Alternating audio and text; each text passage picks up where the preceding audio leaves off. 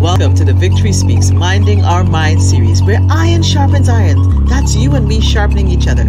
I'm your host, Nicole Waldron, your voice of victory and your mental fitness coach. And I'm on a mission to curate inspiring life conversations with everyday experts, unsung heroes, and thought leaders that will empower us to live a victorious lifestyle.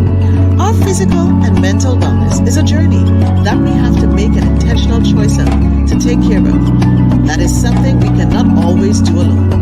In this series of the Victory Speak Show, we focus on our mental health and wellness.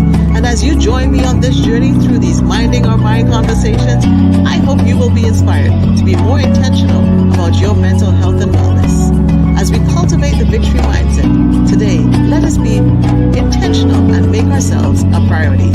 As we take one step daily, mindfully, we can improve our lives for the better. I invite you to get a nice drink, sit back, get a snack, grab a notepad, as you just never know when a wisdom key can be dropped. Please share this with your friends and get ready to engage with us.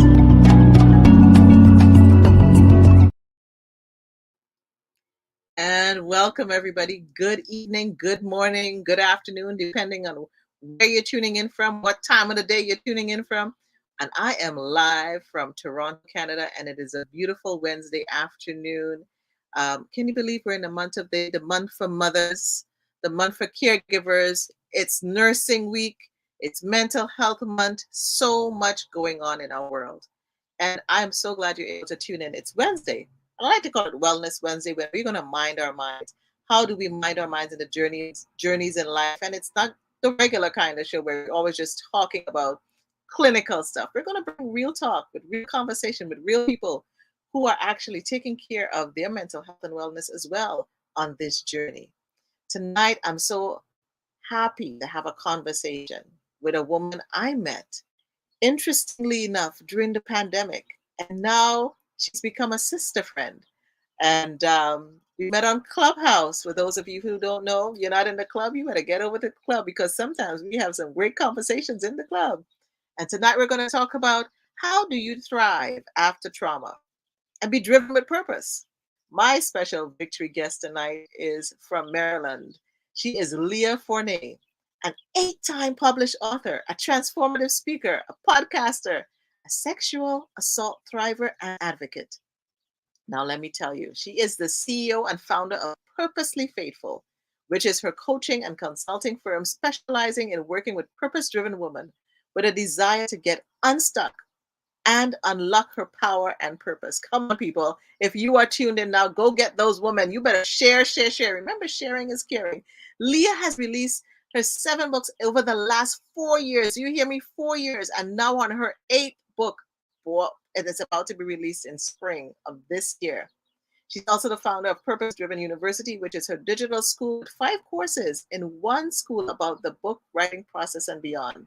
She is an award winner of her International Award, Woman on the Rise, and she has been blessed to be featured on over 119 different media publications, included but not limited to the international magazine FEMI, Femi Magazine, and Speak Woman Magazine. She has been blessed to land 5 partnerships with state and national organizations to lend her voice to the end of sexual violence. Now, people, give a warm Victory Speaks welcome in the chat. Let me see your comments. Let me see your high fives. Tell us where you're from, whether you're live and on the replay. Hi, Leah. Hey. Look, Leah, you got a fan on already. Jay, Listen, yeah. I love it. I love it. How's your day going, beloved? It's going good. Listen, you know, it's so funny. You was reading all these accolades, and I was sitting here like, is that me? That was me? That is you. Listen, I'm about, when you write your bio and you're keeping track, sometimes you don't realize all that you've done. And people just think your bio is for your job. Your bio sometimes, for me, it's your victory journal. These are the things that you've accomplished and you've forgotten. And then when you dig deep into each thing, you say, wait, that's me. Yes, that's you. You've done all of that. My sister, I'm so happy for you, and I'm so proud of you. Thank you. And I'm so glad to meet you. Like, Leah, okay, so we met during the pandemic. What did you learn about yourself during the pandemic? Oh man, that's such a good question. I think I learned a few things during the pandemic. I think that I learned the power of pausing. Mm, Because prior to the pandemic, I think many of us was in this rat race, right? Like routine, come and go, gotta go to work, gotta do this. And the beauty in the pandemic for me was learning to pause and really like look at God's creation. I tell you, the first time that happened, I took a walk in my neighborhood and noticed the cherry blossoms that was blooming outside of my door and had never noticed it. And I love cherry blossoms, sis. And I was sitting there like, oh my God, I got cherry blossoms. Like it was something about learning how to pause and appreciate God's creation that was just absolutely amazing for me in the pandemic. listen, the power of the pause, and I agree, Dawn. The power of the pause was so powerful in Mm-hmm. the pandemic. Like you said, the cherry blossoms, like and walking in the neighborhood. I've lived in my neighborhood, I won't say how many years because then I'll just be aging myself. And I found a spot. I was like, okay, full transparency. When I found the spot, I cried. I said, I couldn't believe that this spot has been in my neighborhood for all the years I Mm. have lived here. The view, I could see the lake, I could see the water, I could sit down. It was so quiet. I literally cried and I said, yeah. And I realized how fear was holding me back or not Mm. wanting to do certain things alone. And so the power of the pause is amazing. And okay, Dawn, you're coming in from Nevada. Okay, we love you. You got to tell us about Nevada, Dawn. And so, okay, so you went out, you found the cherry blossoms, and literally, we have a cherry blossom spectacular event that happens here in Toronto. That in 2 weeks, Mm. the cherry blossoms bloom, and people just flock to this park to Oh see the cherry. wow. You can't even find a park. So you better go take some pictures by that cherry blossom tree, my sister. I took some this week, so you better share with me. So what brings you joy? Mm. What brings me joy? You know what? I think what brings me joy today is just being myself. Like I finally have grown to a place in my life where I am so cool and comfortable with just being me that it brings me so much joy because I think for years I tried to be what everybody else told me I should be. And I didn't have my voice for a very long time. And it wasn't really until I was in the pandemic where God was talking to me about really healing that little girl within and finding her voice that I found it. Like at the age of 34, I found it. And once I found it and I found this newfound freedom, man, it was just like I can be Leah Michelle Forney and be absolutely okay with it, flaws and all, like good, bad, ugly, and different, and be okay with it. And for me, that is such an amazing space to be in when you are cool with just being you. You ain't trying to be like everybody else. You ain't trying to operate like everybody else. You're not trying to show up in everybody else's lane. You're just doing you, dominating where God placed you, and I'm good. Like I didn't expect that answer. I that you listen. That is like a love more kind of answer. What brings you joy? I bring myself joy. That is a Selah moment. That makes me sit down and go, wait a second. I need to be. That should be my first answer. I bring me joy. Come on, Mm-hmm. people. That Mm-hmm. Leah is an inward. That speaks of your self love right there. Yeah. Okay, I wasn't going to ask this question, but I'm going to ask it. If you could go to dinner with anyone that you haven't met Mm. yet, who Mm. would that be and why? Because now you're stirring my curiosity. Oh my God, sis. I Oh know man. This is so hard. Anyone? anyone. Anyone. All right. So, I'll tell you who I would. I would go to dinner with Viola Davis.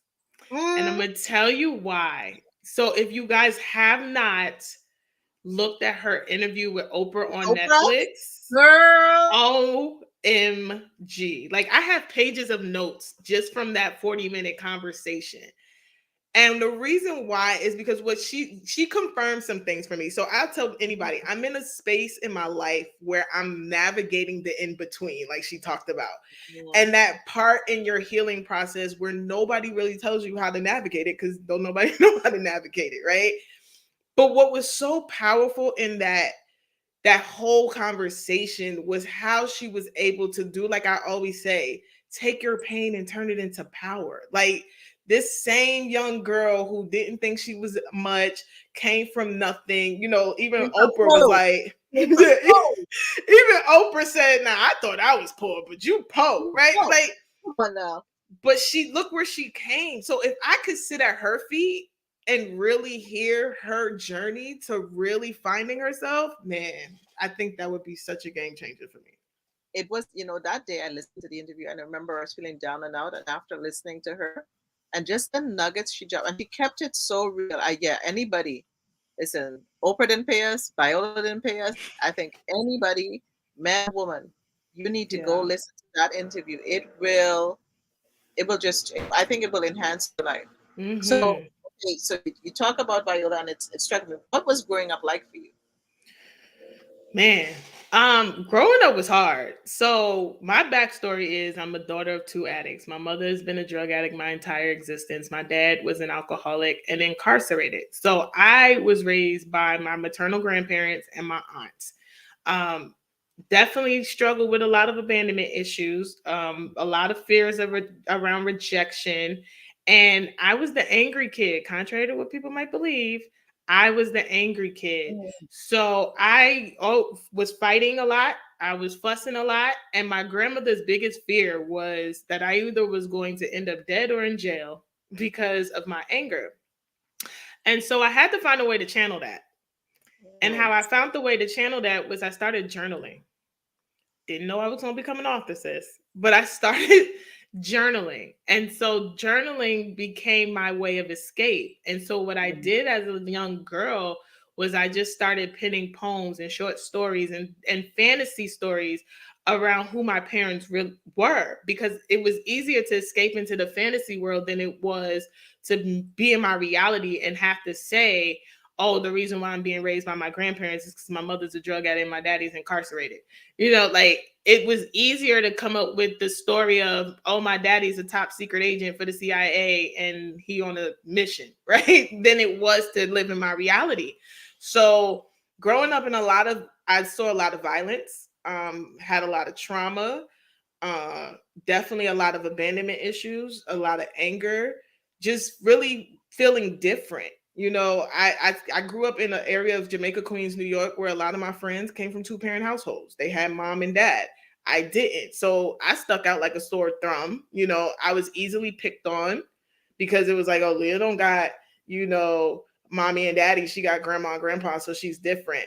Then having to realize that my family wasn't well off, right? So a lot of hand-me-downs, a lot.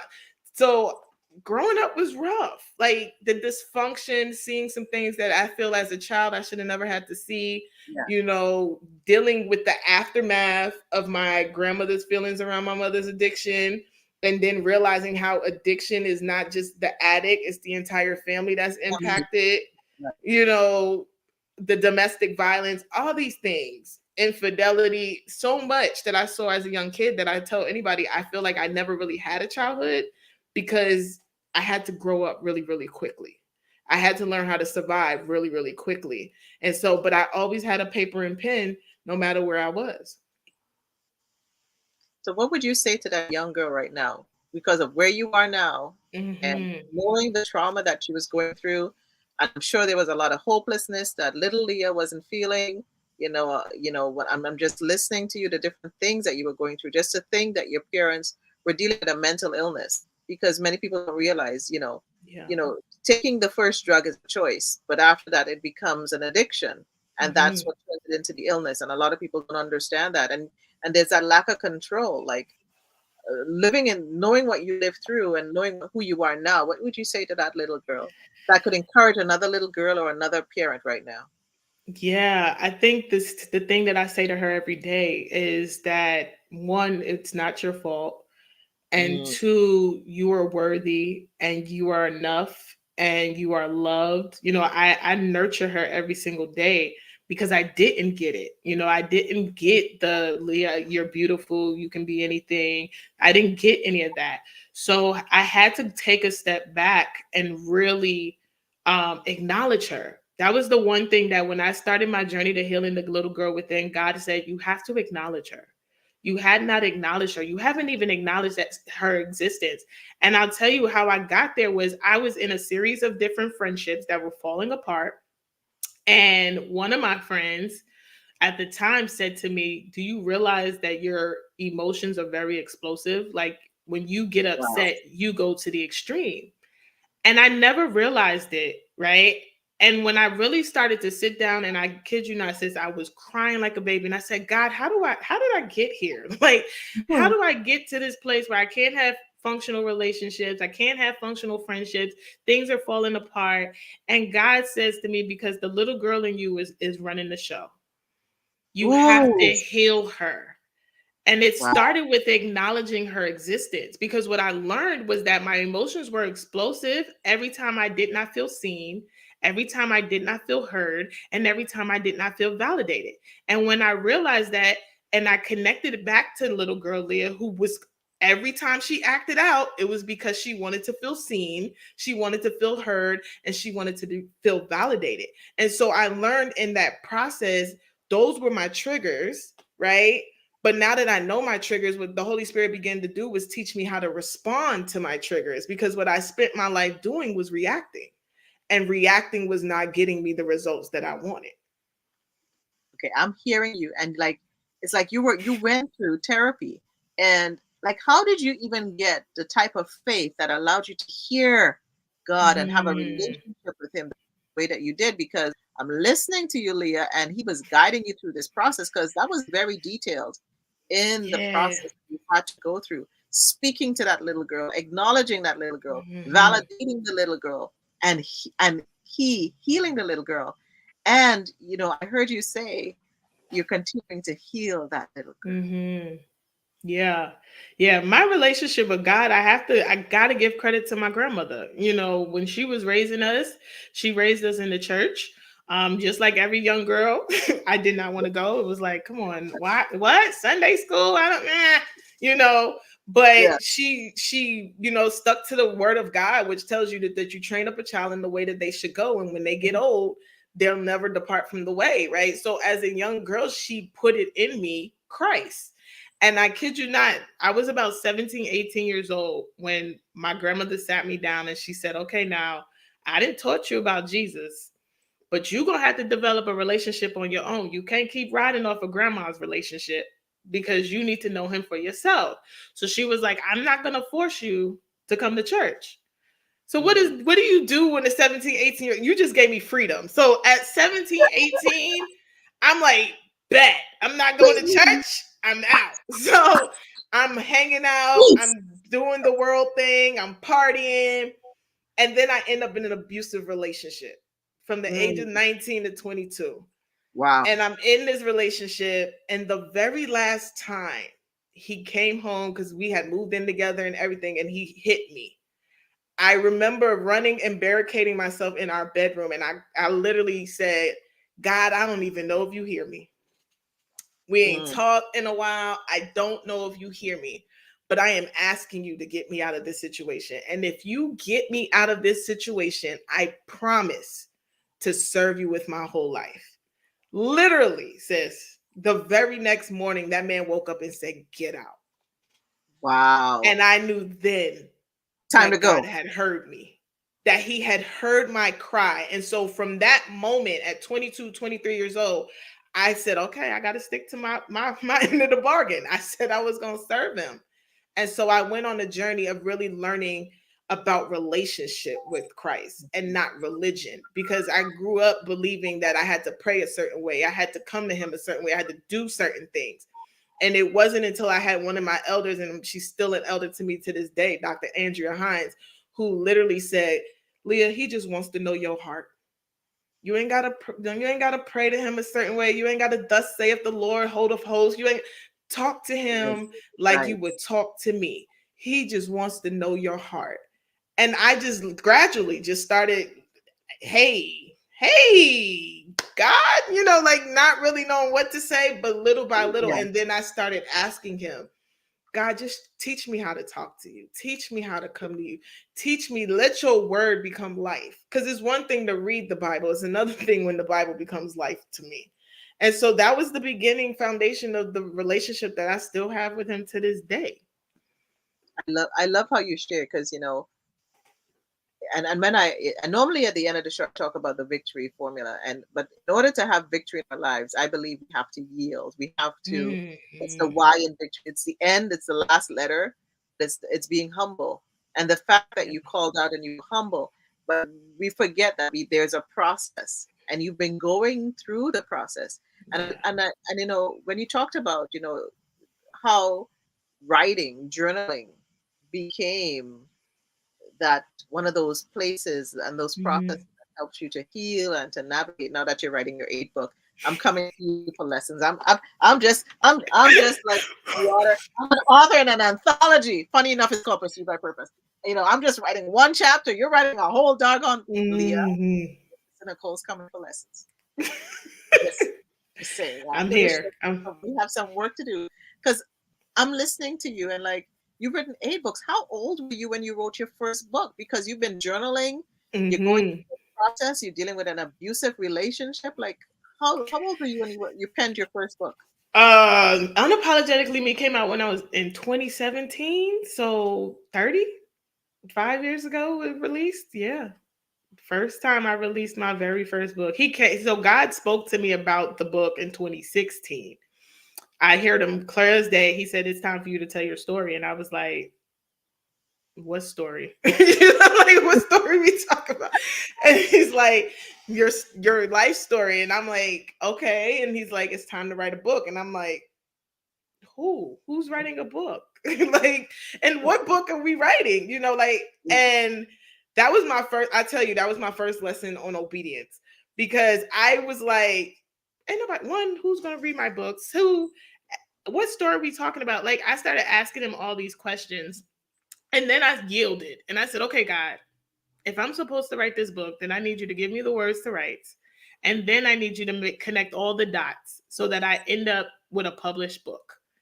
And he did exactly that, because when I penned Unapologetically Me, my very first book, literally, I was going to church with a published author who had a small press publishing company who also knew how to edit.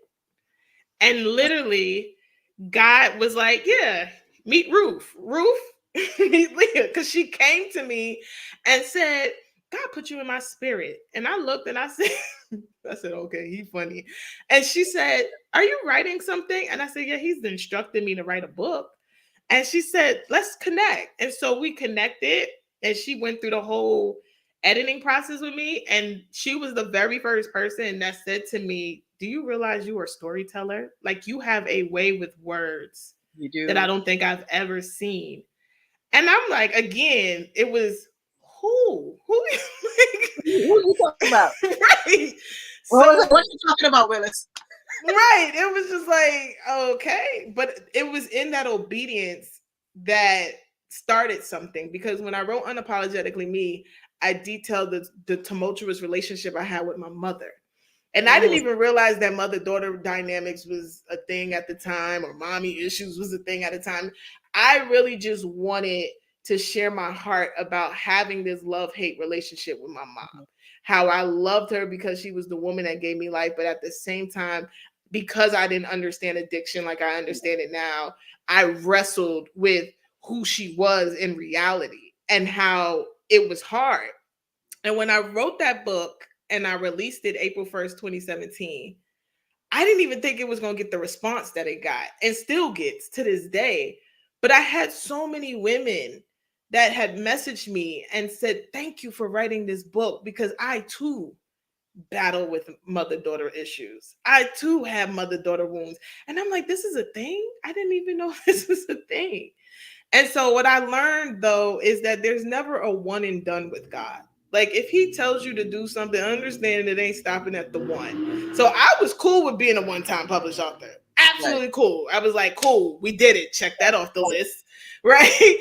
God was like, no, because there's other experiences in you, there's other stories in you. And so what he did essentially is each of my books have been a building block. And so with the eighth one coming out, I'm super excited about it because it's the first time I'm writing from a healed place. Oh, I So it's can't a wait to read it. completely different perspective. Even my editor, it was like, this is different. And I'm so here for it. So yeah, that's how it started though, with We're gonna that have to have a one. book month. We're gonna have to have a reading circle. We're gonna call in the women. Now, people don't get jealous because we have a women's circle. We're gonna call in the women's circle, and we're gonna have a launch here. And I'm gonna say congratulations because you said Thank April you. 1st. We're what? We're April 11th, so it's your 5th-year anniversary of your first book. 5. With Yeah. grace, 5, that number of grace, and you speak to obedience. And whether you're a believer or non-believer, one thing we know is that when you are obedient, it's just like when we tell our children, there's something that comes out of obedience. It's a goodness that comes out of obedience. Obedience is better than sacrifice. It's one thing to sacrifice, but when you're obedient, it's Yeah. truth. It combats every lie. And Mm-hmm. so I think obedience has a power within itself like nothing Yeah. um, other than that. It's such a special thing. And I mean, like 8 books. I'm so stuck that you've done 8 books, and it's like a whole conference. Like I feel like a Mm-hmm. play there in the 8 books. So Mm. you're telling, yeah, girl, I'm giving you work. I'm just dropping it. I'm just dropping it as I hear it. It's a conference and it's a play. You take it and Tyler Perry, hello. All right. Listen, we have a trilogy for you and then some. Okay. So okay, so you're going through your mom, you leave your abuser, and I'm Mm-hmm. so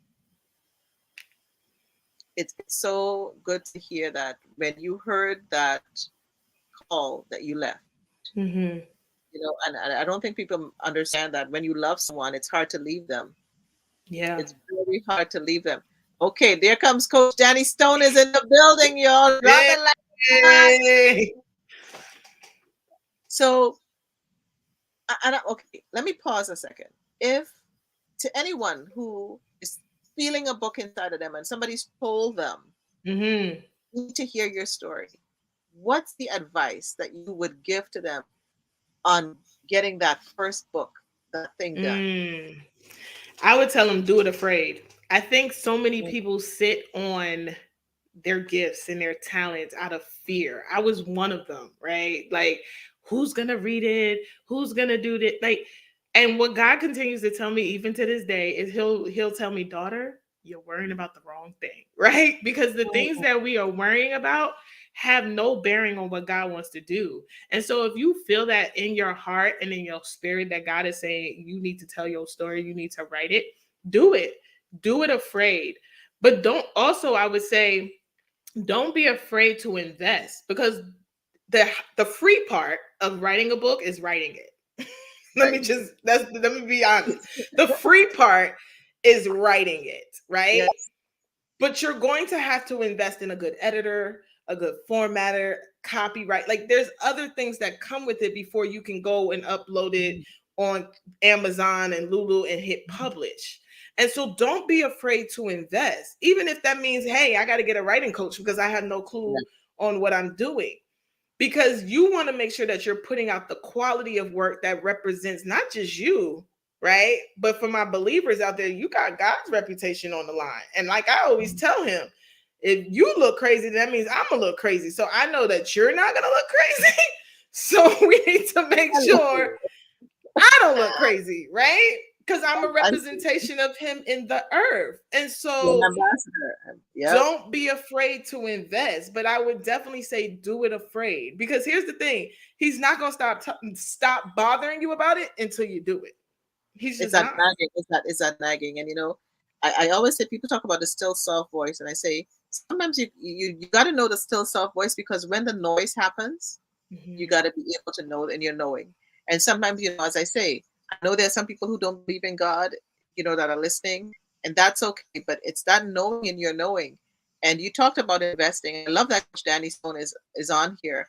Like, get a coach like Coach Danny Stone who can help you tell your story, because Yeah. he's a coach that one of his greatest tips, and he gives it away for free. So I'm going to give it away for free, because he's just generous like that, is break down your life into 10-year increments and start writing.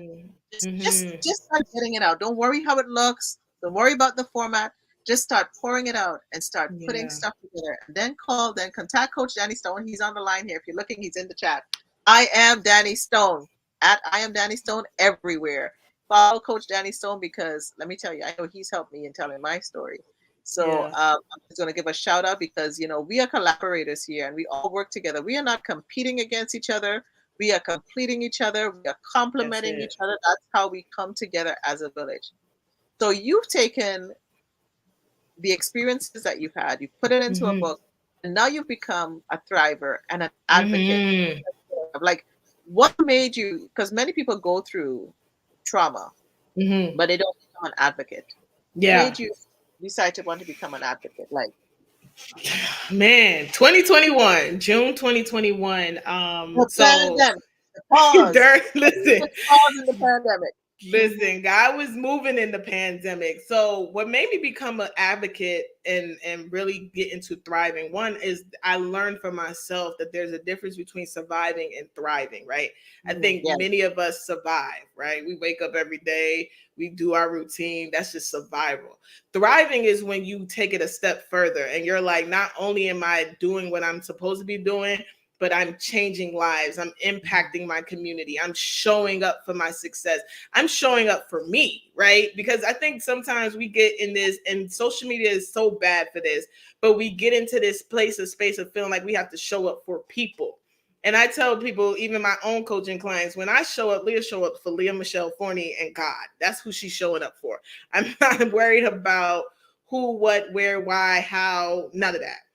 But what got me into advocacy was, so I got raped January 27, 2013 in my apartment when I was living in North Carolina.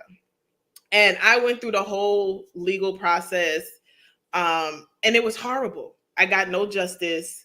I went through the rape kit. I got connected with a counselor, did counseling. I did everything that I was supposed to do on my end, and justice wasn't served. I had my day in court in which the white male judge basically told me I was a woman scorned and he didn't believe that I was sexually assaulted. So I went on with my life, right? 8 years go by. I'm living my life. I'm thriving. I'm doing all the things that I need to be doing, healing. And then June 2021, I get a phone call from the same police department that did nothing saying, I'm calling about your rape kit from 2013. And I'm sitting here like, how many years is this? This been 8 years that went by. What?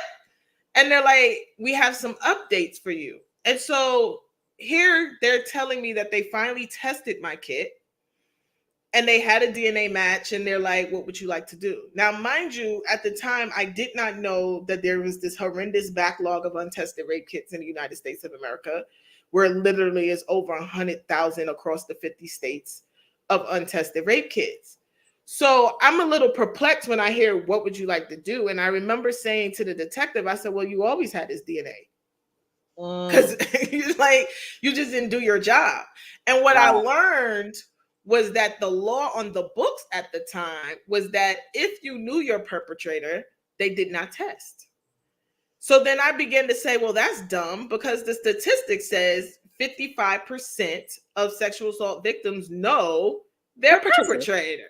Yeah. So I remember pausing and I prayed out loud and I said, God, if I got to go through this process again, how do I make this bigger than me? How do I make it so no other female victim, survivor, or thriver feels what I had to feel? And so immediately I reached out to one of my really dear friends, my girl Mia Reed in Detroit, who does a lot of gun violence advocacy.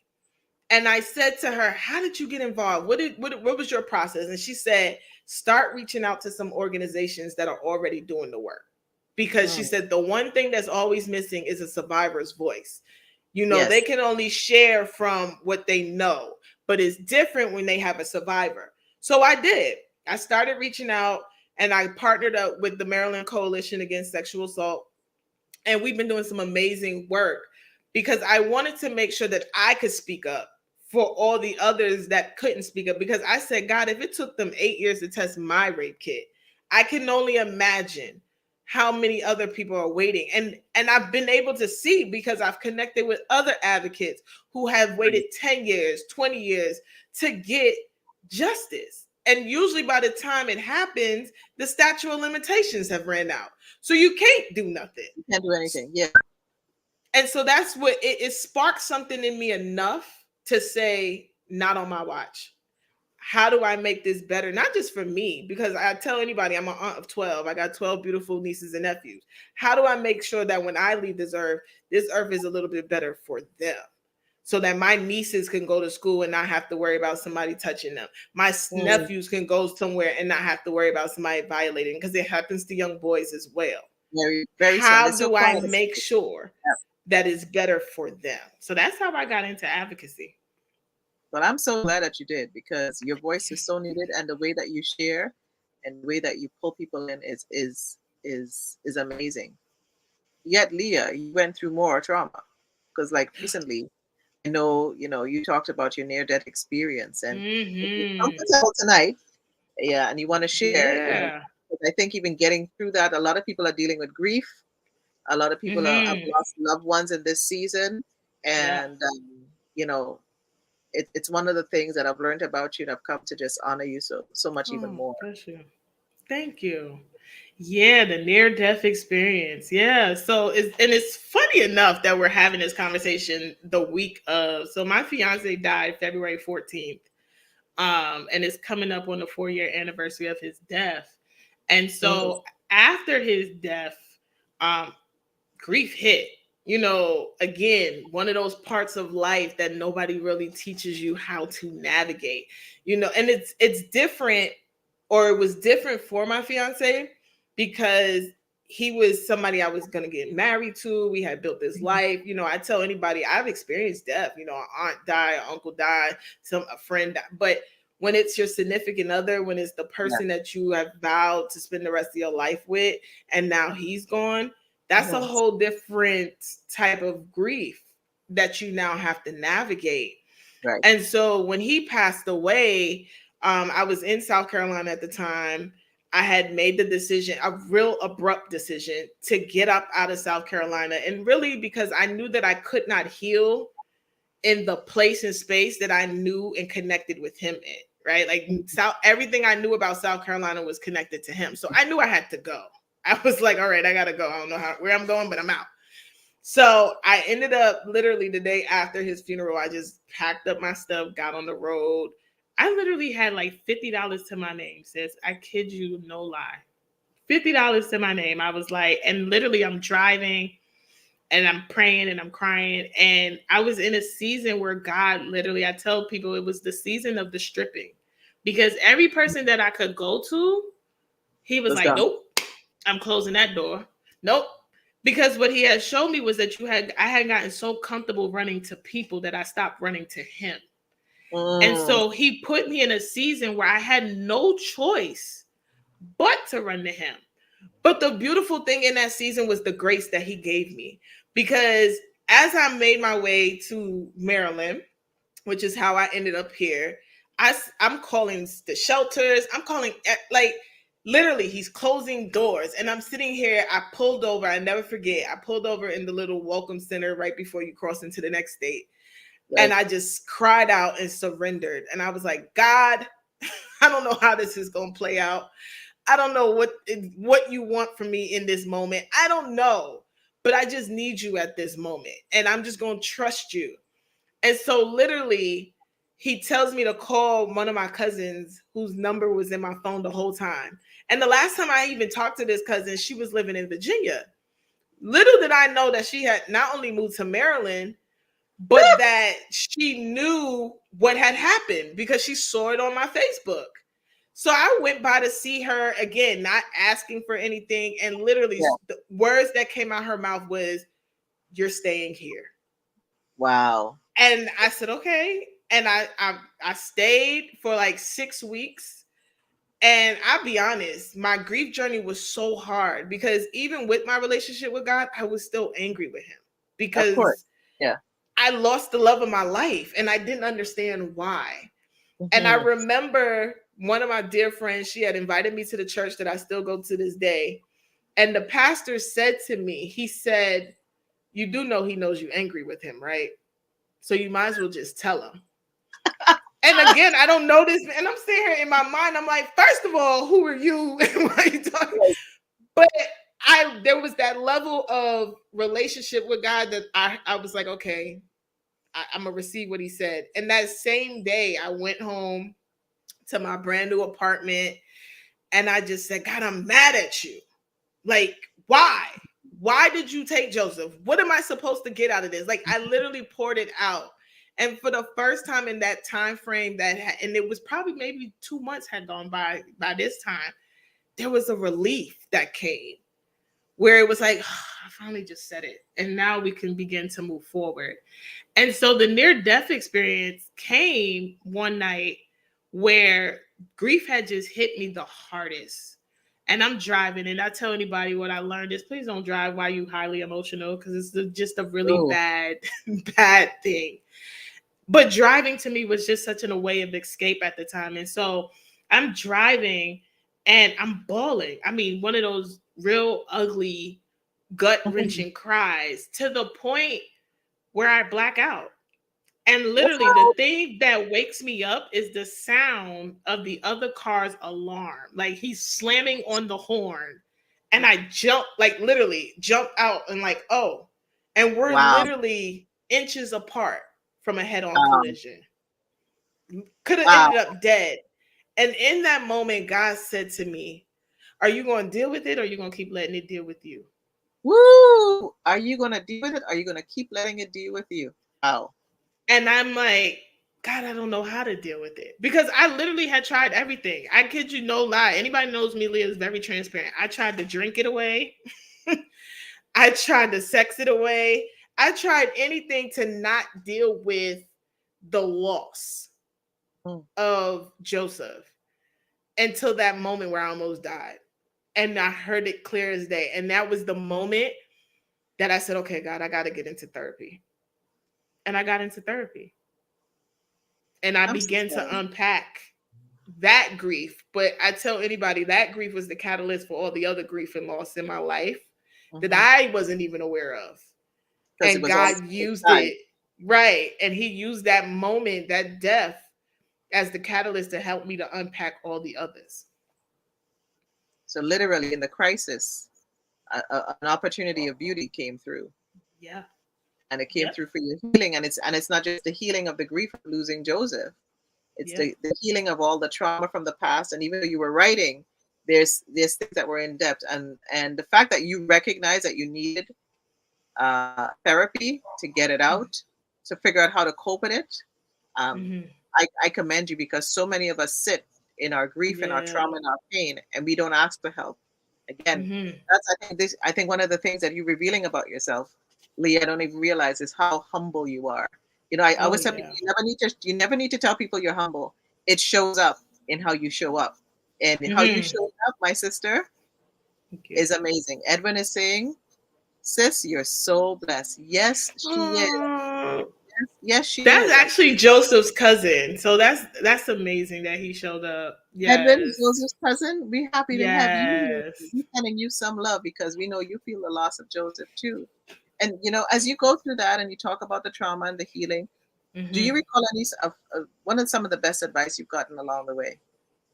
You know, I will tell you for me, being present was the best thing that people could do. Because again, I think what grief and loss teaches people is what we think we should say. And I realized because I had so many people say some of the dumbest things to me, sis, I promise you. Like I can laugh at it now, but in the moment it was like, did you what? Did you really just say Mm, that? You know, mm, because but I think that's because society has made us believe that every time somebody goes through something, we have to say something. And what I had to learn, and it's in my book, Defining Moments, where I really detail my grief journey. I had to learn what support looked like for Leah. And then I had to learn how to communicate that support. Because I think what happened for me was I got into this place in space where I was on Leah's Island, as I call it. And I'm sitting here isolated, but yet I'm telling God, don't nobody care that I'm grieving. Nobody's checking on me. Like I'm doing the whole pity party, mhm. right? And the Holy Spirit says to me, that's because you're not letting anybody in. There are people that want to support you, but you're not letting them in. And so I learned that support was a two-way street. I learned that I had to not only tell people how to support me, but guess what I else have to do? I got to be open to receive the support.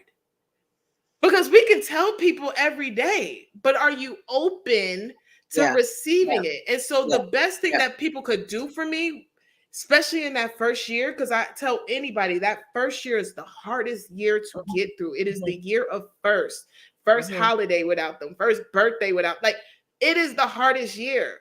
And so what I needed was people to be physically present and be okay with just showing up and not saying nothing. Because I think we as a society has made people to believe that, oh, they need to talk about it. They'll Right. talk about it when they're ready to talk about it. But forcing someone to talk about it is not helping. And so the best thing that people were able to do for me was when my friends came over to my apartment, when we were binge watch TV, when we would eat food together, those were the best moments because I did not feel the pressure of now having to talk about it. To perform. The pressure to perform. And listen, Candace is right here. Did sis just say you don't have to say something when someone is facing something? And that, yes, she did. Yes, Because ma'am. sometimes you just have to listen. Sometimes you just need to be there. And I can tell you, and grief comes from many things. Grief can come from losing a loved one physically. It can be someone leaving someone's life. It can be a caregiver having to adjust to the fact that their loved one has changed. Like if you have a loved one with a mental illness, if you have one with a physical illness that has just changed the way that they are. Yeah. It is just a different space. Edwin is saying sometimes the best thing to say is nothing. She's so good, isn't she? No one can endure what you've lost. I just know how much you two loved each other. He always And says that. forcing is not the key. Thanks, JP Hawkins. Yes, she Yeah. did. Leah is always dropping those gems. Now listen, she needs a she needs a precious jewelry around her. Like okay, here's the next one, the Leah collection. And let The me see, lead.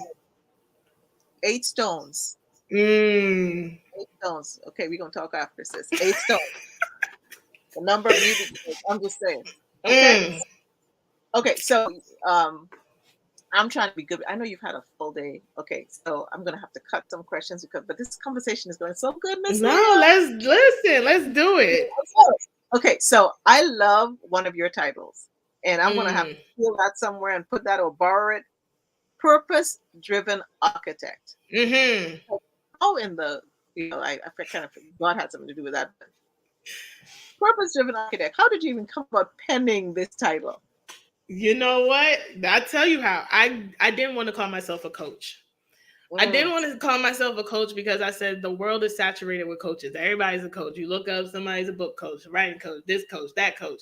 And I said to God, I said, God, you have called me to stand out amongst the mm, sea of voices. How do I stand out? And so purpose driven really came because I started to shift. So mhm. during the pandemic, a lot of my coaching clients was me helping women really write and tell their story. And I remember feeling so unfulfilled in that area. I was like, God, listen, they could Google this. Like, stop playing. Like, I don't really need to do this. And I said to him, I feel a shift coming. And he confirmed the shift, because my pastor, my spiritual father said to me, he said, there's more to you than just a writer. And I knew then, I was like, all right, God, there's a shift coming. And so when I started to evaluate the women that were coming to me, Mm, all of them had one thing in common, and that was that they were aspiring entrepreneurs. They wanted to be where I was, they wanted to do what I was doing, but they also wanted to write a book. And so I said, well, God, how do I begin to, one, address the need for the book, which is how the courses came, but then also make the shift. And so it started with God talking to me, and I kid you not, I wrote this whole thing out about the foundations of a house. And I'm sitting here yes. like, what does this have to do with what I'm asking you about, right? And he began to talk to me about what happens when there's cracks in our foundation. Mm, And I began to say, okay, God, make this plain because I'm going to need you to bring this to life. And what he's talked to me about was that how just like a foundation in the house, if you don't have a sturdy foundation, That's you'll be right. unleveled. You will be not on, safe and secure. He began to talk to me about how that is for us. And he said, many of my daughters have cracks in their foundation. And a Mm, lot of those cracks are their childhood trauma, their mindset, their fears, their doubts. I mean, he began to give it to me. And he said, so what you're tasked to do is to help them to address the cracks in their foundation because they can't even begin to fathom being the business owner because they have not done the life work. And so I begin to then brand myself as a certified life and business coach, which, yes, I got the yeah. certifications to prove it. But I said, okay, God, that's one aspect. But how do I address the aspiring entrepreneur piece? And then he began to show me that my task was to then help them take it from life to business development, that they needed to know how to lay the right foundation. Because I tell anybody, don't be me. Please don't be me. It took me 4 years to get what I know now that now I'm teaching other people. Because I did not have the coach. I did not have nobody. I had more people telling me what to do, but not how to do it. And so Yes. I had to begin to realize that I can combine both the life and the business piece. So architect came from, what does an architect do? Do. Come on They now. guide, they help build, they They put together the design. plan, they Come on now. design. And so, purpose driven architect. I believe that we all, as Coach Lovemore would say, we are purpose, right? And so, God had to show me that this life that we want, this business that we want, is learning how to navigate through those foundational cracks and building that sturdy foundation for both life and business, so you can show up as the woman that he's created you to be, that you can show up as the man that he's created you to be. But you're going to have to address those beautiful cracks that we don't want to address. We have to address those beautiful cracks that we don't want to address. And let me tell you, when a foundation is not there, what people may not realize, and I'm glad you said it, Leah, is that the architect has to hire the engineer, and he has to hire the right engineer, right, in order to build the building the way and put the structure up. And they have to hire the right construction people and the right Mm-hmm. construction team. It's all very strategic.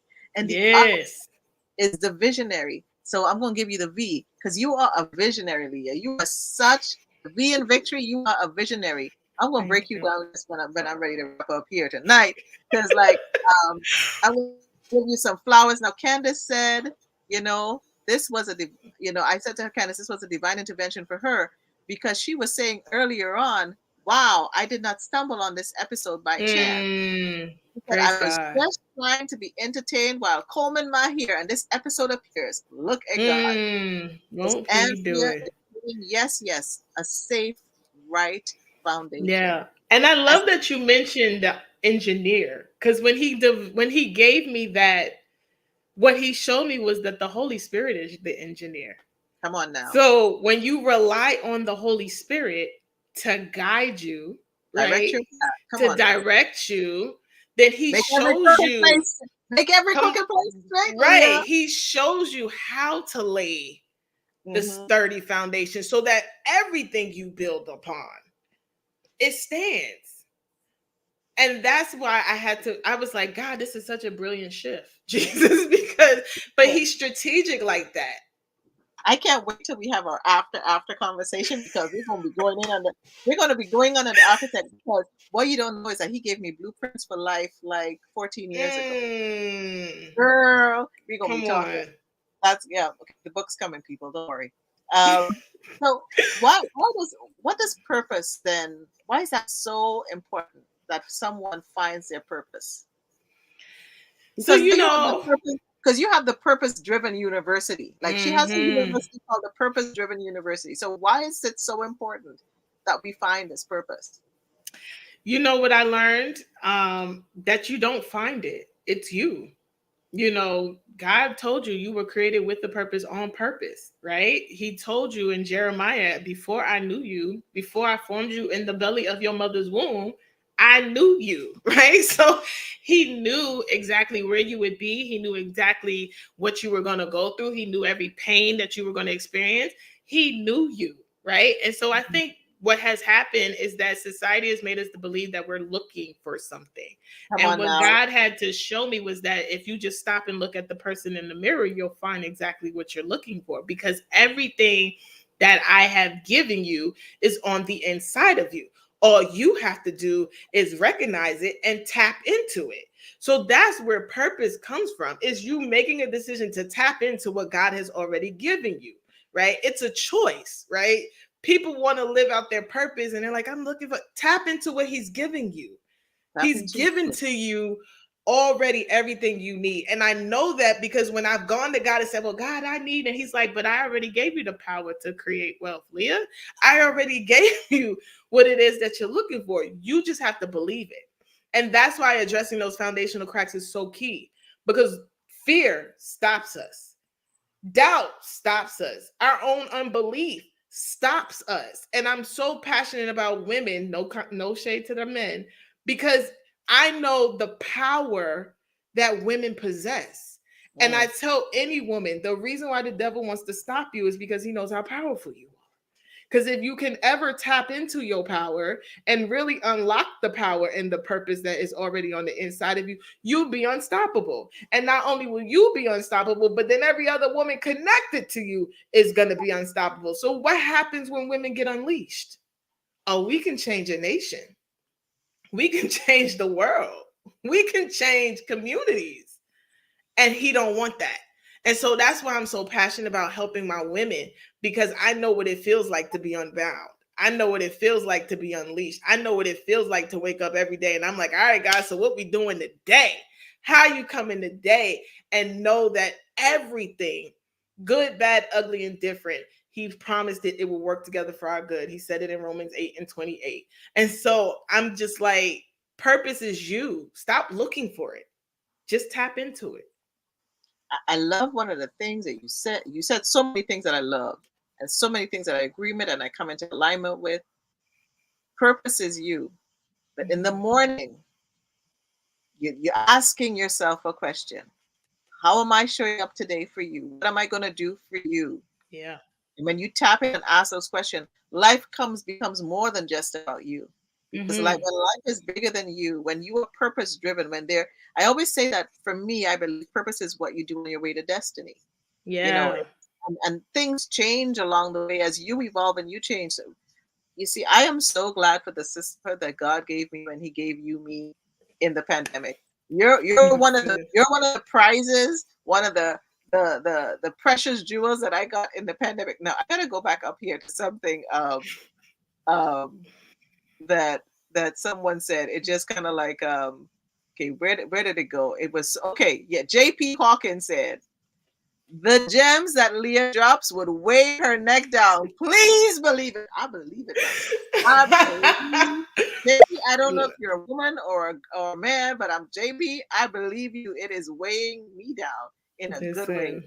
You know, unleash the woman within. And here's the thing: when women are healed and women are doing well, men do well. You know, because we carry Hmm. this seed. You Yes, know, ma'am. and so when you understand your purpose, you can put value. And when you understand your value as a woman, you will nurture your children with value. You will give them vision. You know, they Yeah. will be intentional and they can cultivate who they are and then transform themselves into being the person that they were orchestrated to be. And Yeah. you know, restore people and replenish the earth, and but they gotta yield to the process. Okay, so okay, I'm looking at, oh my God, Jesus, look at the time, look at the time, look at the time. Okay. Leah, what's next for you? Oh man, what's next? So the eighth, I say it's the eighth and final. People try to tell me it's not the final, but eight is the number of new beginnings. So when God says it's done, it's done. But Born to Be Unbound Actually, is wait, the hold new on, hold book. on. I'll interrupt you right there. If it was the end, it would have ended at seven, right? Because seven Mm. is the number of perfection and completion. So then he said, no, we're going to start again. So eight is your number one. Keep going, my sister. Try it. Hey. So Born to Be Unbound is coming. I'm listen, this book, wow. Mhm. to write a book such from a healed place, to really give people practical steps and tools about how I've been able to heal and continue to heal. So it will be releasing summer of 2022. I actually just got back my book cover, so I'll be doing a book cover drop real soon, so people can definitely follow me on social media so you can see it. But then other than that, I'm throwing filmmaker in the ring, sis. Your girl is writing and producing her very first documentary called The Forgotten: Black Unheard Stories of Black Women and Sexual Assault. And I'm so excited about this project because I truly, truly believe that instead of waiting on other people to invite you to their platform, create your own platform. And then you invite other people. You know, I tell anybody, I'm not waiting for CNN to call me. I'm just going to create my own stuff. And so I wanted to tell stories of Black women because we are forgotten when it comes to sexual assault, when it comes to our own trauma and our pain. And really what sparked that whole movement for me was a conversation with my Black doctor who literally said to me, Leah, it is up to us to change the narrative of how people see Black women. You know, we so quick to be labeled as, oh, she's strong, she's okay, she don't feel pain. And it's Right. up to us to change that narrative. And so how we do that is by standing in our truth, by having these real conversations, these authentic Yeah. conversations, by taking off the mask, right? And being okay with being vulnerable. Like vulnerability, I tell anybody, you know where you find your strength? In vulnerability, not Come on covering it now. up, not hiding behind it. And I can tell you because I've been you. I've been the person that, oh, I'm fine, knowing I'm not, Yeah. knowing I'm drowning, knowing I'm broken. And so now I'm perfectly okay with saying, you know what, I'm just not okay today. I'm not, no, I'm not. It's a head day, charge it to my head, not my heart. Like it's just one of those days. And Charge it to my head, not my heart. Come on now. that's the strength and vulnerability is being okay when you're not okay. And so I'm excited about that. I'm excited about just what God has planned this year. I definitely got a conference brewing. You know, we just did something amazing back in April, so I'm excited to bring the Gathering When Women Speaks to a summit or conference real soon. It's coming. I'm God is listening. I'm already. waiting. I'm waiting. God has definitely started revealing some stuff about it, so I'm excited to be planning that. But you know, I'm excited for whatever God wants to do. I am in a season in my life where I wake up every day with the expectation of God's greatest for my life. And I'm just like, however you want to do it, whichever way is going to come, who is going to come through, I'm just open to receiving it. So I can't wait to see what 2022 unfolds. For me, it's the year of crazy faith. And so if I'm crazy enough to believe it, I'm crazy This enough to know that he's going to do it. sounds like Michael Todd right there. Crazy Yeah. faith. Crazy faith. Yes. And if you haven't Crazy, read the book, you should read the book. It's amazing. crazy faith.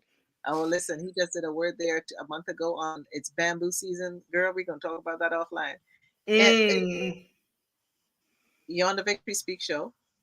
And I'm going to ask you three more questions. Okay. Maybe two. Uh, what does victory look like for you? Ooh. You know, I think victory for me is standing in and embracing the totality of who I am.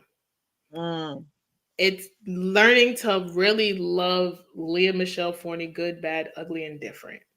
And even with the ugly and different, being courageous enough to do something about it. Because the beautiful thing about learned behavior is that when you realize it does not work, you can now unlearn it. And so victory looks like standing and embracing the totality of who I am. Leah, Michelle Forney. And they call you by all your names, girl. That was like supercalifragilisticexpialidocious. She's saying, you dropping them. I'm just gonna not going JP Hawkins yet. I'm gonna snap, snap, snap, and then snap. Come on I now. love it. Okay, do you have a favorite quote or a motto that guides you? Yeah. Favorite scripture, Jeremiah 29:11. For I know the plans he has I for you, says the Lord. plans of to prosper you, to give you an unexpected end. Like that's literally Jeremiah 29:11 is my lifeline. Like when I'm feeling down, when I'm feeling discouraged, when I'm feeling like, oh, Jesus, I don't know what I'm doing today, I just go back to that scripture and be reminded that he knows the plans. So even in the midst of this, even if it is chaotic, even if it is a season of Jesus, I don't know what you're doing, right? Like he knows the plans, and it's never to harm me. It's always to prosper me and to give me an unexpected end. Ooh, that's a good foundation scripture. Miss Candace, all the way from Trinidad and Tobago, is saying, you both realize that you both wrote a book with one conversation. Come on now, Candace. And Candace has this brain. Candace has this brain that just like she's a whippersnapper. Right? She's I like love it. she's an amazing person. She is an amazing. I got to introduce you to Miss Candace Andrews. She is an amazing person. Okay, I'm going to ask you a hard question. Last hard question of the night. Okay. Okay, and you know what? I think you probably could really have some context to this because of some of the journey you've been on. Okay, if something happened tomorrow, every piece of information, like every post, every video, article, accidentally got deleted, and you could only keep one message for the world to see, what would that message be? Oh, sis, you didn't hit me with the hard one. What? I can't sing, sorry, people. What would be the message? You know what? I say the thing that I stand on: turn your pain into power. Mm, yes. Turn your pain into power, because you can do it, but you're going to have to go through the process. And I tell anybody, healing is not easy. I always say healing is like open heart surgery with no anesthesia. You're going to have to feel it. So you don't get to numb it. You don't get to pick and choose what parts. Cause I tried. Trust me. I was like, can we focus on this part? Cause this is a little easier and not that part over there, but you turn your pain into power. Because I used to say, my saying used to be turn your pain into purpose, until I recognized that I was purpose. Yes. Now I teach people to turn your pain into power, because what the beautiful thing of a testimony is that when you open up your mouth, you then begin to take back the power that the devil has over you when he tries to hold it against you. And so one of the things that people say all the time is, Leah, I love how transparent you are. And I say to them, because I learned the power in my testimony. What does the Bible say? You overcome by the words of your testimony. That means I got to open up my mouth. But what people don't realize is that when you open up your mouth, guess what? The devil cannot get you there because you didn't told it. So the thing that he was using as that crutch to now keep you bound, when you say it, he like, dang, I gotta come up with something else to say now, because she didn't told everybody. And so that's turning your pain into power, is when you recognize that I can be vulnerable and honest and transparent about my stuff, and show other people, that you can do the same thing. I'll say this and leave it there. Think about, we call him doubting Thomas, but think about the encounter with Thomas and the Christ. He wasn't doubting that he died and was buried and rose around. He just wanted to know for sure that there was an experience. So he said what many of us say, show me your scars, right? How am I relatable? Show me. Well, how do you show your scars? By speaking your truth, by standing in all of your stuff, and turn that pain into power. And not being ashamed. Don't worry about what anybody has to say. And stand in the truth of who are. Miss Candace Andrews says we are in church on a Wednesday night while Victory is speaking. Amen. Yes, and the book is coming. It is done. Like Miss Leah Michelle Forney. I am totally blessed and highly favored to have you on this show tonight. That God would trust me with your story, to share your story and your truth tonight on the show. You have had a vision. And I when I speak here, I say, and I'm going to use the Victory acronym. The V is for vision, and you found value in you, and you found value in your vision, and you're walking it out. You've been intentional through the process, even when you didn't even know. Your obedience spoke to your intention, and Yeah. you are cultivating your story, you're cultivating your truth, and you are transforming not only your life, but you're transforming others in their life Mm, as you do it. And I am so grateful for that. And I think everybody live and on the replay are they're right there with you. And you know, you also make sure you celebrate others. And I always say the O in victories, you orchestrate the ovation. You're celebrating, mm, you celebrate yourself. And I ask you what joy was. You said joy is, I find my joy in me. And you've mhm. learned to love your scars, your good scars, your not so good scars. You've Yeah. taken it all and you've made it your own, and you stand in it, and you are resting and you are Mm, restoring others. And I am mm, by the restoration process that you are doing, you're transforming pain into power. And as you do it, you're taking others along in the journey. yeah. One of the most fascinating and fabulous things about you, my sister, is that you are humble. You have Mm, yielded to the process in this, and now you are living a victorious lifestyle. thank You're you. just victory all over. And I thank you for sharing your victory moments with us. You know, you're blooming exactly where you're planted. You've gotten through your winter season and you take it into spring. And even when winter comes up again, you have created a formula in your life and you're standing on your faith. And Yeah. you know, when I was going to high school, we had this motto in Trinidad for the high school, because every high school had their motto. I say motto, tomato, tomato. Carpe diem, seize the The day. And day. totally, even when you said how when you wake up in the morning, I hear you seizing the day. Thank you for that reminder that we need to Mhm. seize the day and ask, why am I here today? What do you want me to accomplish today?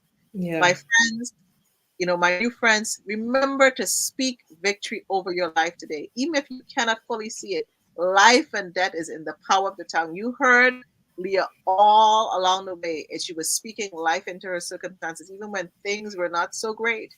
Yeah. You know what? Seek to have an inspired conversation. You never know who you're going to meet. Leah and I met over the pandemic, and Mhm. she has become a true sister friend. She has become a person of support that I am so grateful for. And remember that conversation. Listen, we were talking to each other on Clubhouse, never seeing each other's faces Yeah. except a little picture. And we Mhm. formed a relationship. You know, it starts with a conversation. It can start with a smile. Even when you're wearing a mask, when you Yeah. smile, you can make a difference in somebody's life. Remember, folks, love is in the details. How are you loving on yourself? Be detailed about it.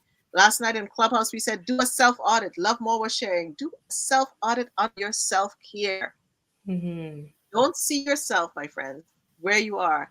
See yourself where you're supposed to be. See yourself in the future. For without a vision, the people perish. Today, give Yes. yourself permission to dream and believe again. And well, that's from me. That ain't from nobody else. But I'll quote one more person here. Albert Pike says, "We do for ourselves what we do for ourselves dies with us, and what we do Mm. for others lives on forever." My friends, Mm. thank you for tuning in to the Victory Speak show tonight. You can catch us live on the replay. Be sure to follow Leah. You know, follow her. Go to her website. Go to her Instagram. If you want a copy of her book, gotta go. And she'll sign it for you and she'll send it to you. Connect with her on all her different platforms. She is supercalifragilisticexpialidocious. And you go get some rest, beloved. You know me, I'm a night owl. And I'm so grateful for you being here tonight and for everyone joining in live. Thank you for being a part of the show. Thank you, Joan Pierre, for saying it's a lovely show, so amazing. JP Hawkins is saying, awesome show tonight. Y'all ladies were amazing. Listen, you were great for just tuning in and chiming in. You were part of the show. Everybody who said something was part of the show. Thank you. Stand your ground. Leah, Michelle Forney, may you continue to solve. We wish you much Thank success you. with the 8 book. I'm looking for the book launch. I am looking forward to the conference, to the movie, and the sisters are going to be right alongside you. So take Thank care, everyone, you. tonight, and God bless. Good night.